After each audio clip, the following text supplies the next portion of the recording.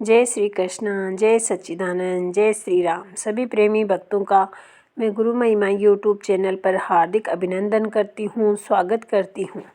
सत्संग के ये वीडियोज़ आप लोगों को कैसे लग रहे हैं, मुझे इसके लिए लाइक और कमेंट ज़रूर करिए और मेरी कमियों को बता करके मुझे कृत करिए। इस संसार में जितने भी महापुरुष आए हैं वे अपने हृदय के अंदर प्रतिष्ठित न होते, एकाग्र न होते, महान नहीं बन पाते। उनके श्री चरण जहाँ जहाँ पर पड़े वह स्थान आज तीर्थ स्थल बन गए हैं और हम वहाँ पे हमेशा दर्शनों के लिए जाते हैं। जैसे बद्रीनाथ को देखो, वहाँ पर नर नारायण ने ध्यान किया था। कैलाश में भगवान शंकर ने ध्यान किया, पर किसका ध्यान किया? आज वहाँ पर जाने वाले कोई हृदय के अंदर ध्यान नहीं कर पाते, केवल दर्शन करके वापस चले आते हैं। और मुझे एक बहुत ही सुंदर बात याद आई है कि कुछ ऐसे निर्मल प्राणी भी होते हैं जिनको जीवन में सहसा ही परमपिता परमात्मा का प्रेम और परमात्मा का कुछ न कुछ संबंध या सानिध्य प्राप्त हो जाता है। इसी प्रकार परमात्मा का सानिध्य संबंध संत श्री नामदेव जी को भी प्राप्त हुआ था। वे भगवान विट्ठल से, भगवान श्री कृष्ण से वार्तालाप किया करते थे। घंटों घंटों बैठे मंदिर में बातें करते थे। पुजारियों ने देखा कि मंदिर के अंदर बैठे बैठे नामदेव पता नहीं किससे घंटों बातें करते हैं। पुजारियों ने मंदिर का दरवाज़ा बंद कर दिया, जिससे कि नामदेव अंदर जा नहीं पाए और वह भगवान से बात न कर पाए। शाम को दरवाज़ा पुजारियों ने बंद किया। सवेरे क्या देखते हैं कि मंदिर की एक दीवार टूटी हुई है। नामदेव अंदर जाकर बैठकर बातचीत कर रहे हैं।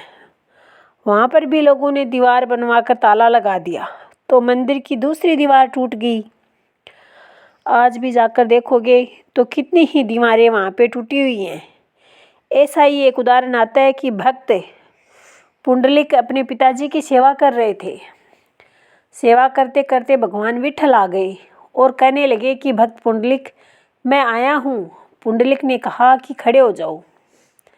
कहा कि मैं स्वर्ग से आया हूँ। तो कहा कि कौन सी बड़ी बात हो गई, मैं अपने पिताजी की सेवा कर रहा हूँ। भगवान ने कहा कि ये बताओ कि मैं बैठूँ कहाँ। तो पुंडलिक ने एक ईंट आगे बढ़ा दी और कहा कि इस पर खड़े हो जाओ। आज भगवान विट्ठल के मंदिर में जो मूर्ति है, उस मूर्ति के नीचे एक ईंट बनी हुई है। आप लोग देख सकते हैं कि भगवान ईंट पर खड़े हैं।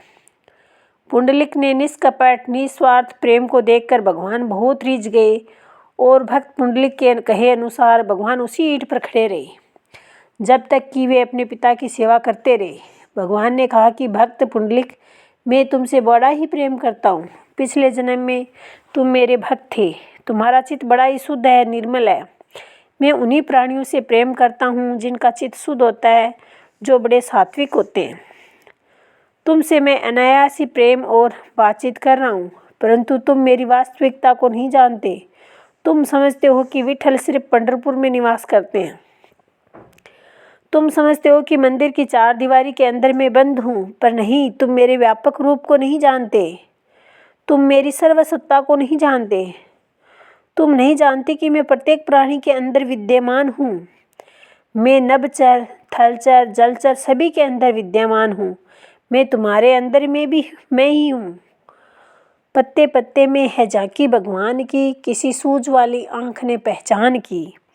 भगवान ने जब भक्त पुंडलिक को विस्तार पूर्वक अपने स्वरूप का दर्शन कराया, उन्होंने सभी के अंदर परमात्मा के स्वरूप को देखा, तो उन्हें विश्वास हो गया कि घट घटवासी परमात्मा सब जगह विद्यमान है। समय के तत्वदर्शी महापुरुष की शरण में जाकर उन्होंने तत्व से परमात्मा के नाम और स्वरूप का बोध प्राप्त करके ध्यान और भजन सुमिरन में लीन हो गए और उन्होंने उस परम तत्व के द्वारा अब मोक्ष को भी प्राप्त किया और इस संसार में नाम को भी प्राप्त किया।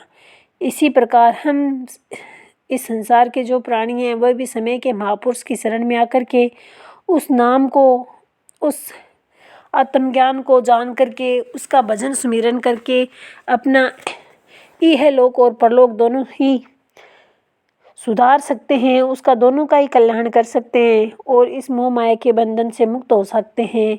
अगर मेरा आपको ये वीडियो पसंद आए तो इसको लाइक, सब्सक्राइब और कमेंट ज़रूर करिए। जय श्री सच्चिदानंद।